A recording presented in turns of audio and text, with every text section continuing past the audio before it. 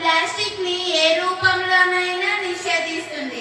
Clause number 2, విద్యాలయాల్లో, ప్రభుత్వ కార్యాలయాల్లో single use plastic ని, పాలిథిన్ కవర్లను పూర్తిగా నిషేధించడమైనది.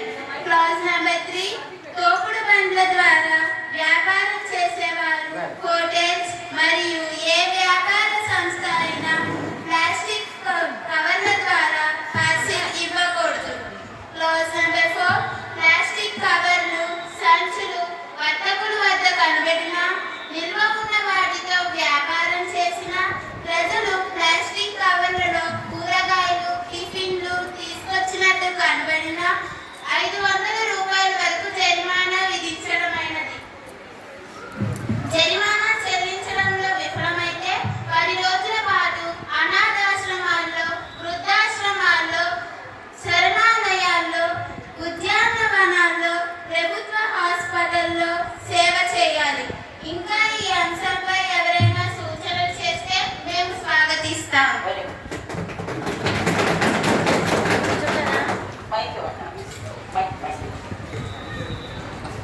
అధ్యక్ష,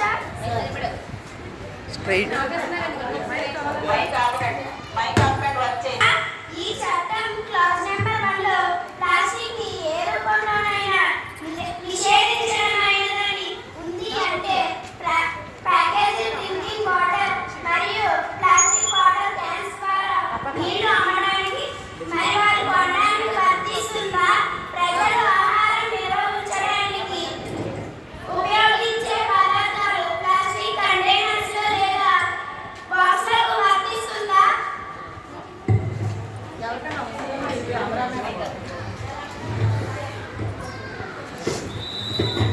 అధ్యక్ష, ప్రతిపక్ష పార్టీ నాయకులు ఇండానికి మంచి సూచన చేశారు. Clause number 1 సవరిస్తున్నాను.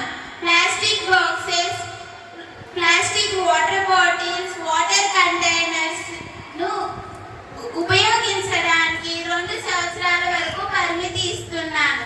ఆ తర్వాత ఫుడ్ ప్రాసెసింగ్ లో ప్లాస్టిక్ ని పూర్తిగా నిషేధించడమైనది. ఇంకా ఈ అంశంపై ఎవరైనా సూచనలు చేయదలుచుకుంటే నేను స్వాగతిస్తాను.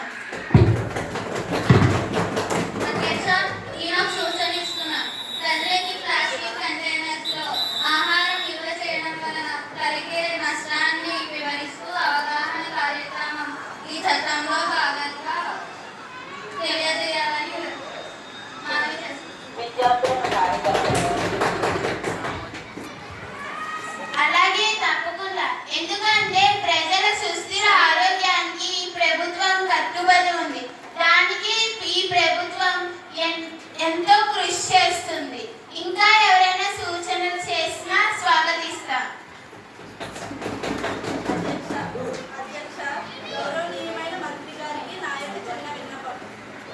ఈ చట్టం అమలులో విద్యార్థులు ప్రచార ఖర్చులుగా నియమిస్తే బాగుంటుంది. ఎందుకంటే దేశ అభివృద్ధి, దేశ భవిష్యత్తు విద్యార్థుల చేతుల్లో మాత్రమే ఉంది.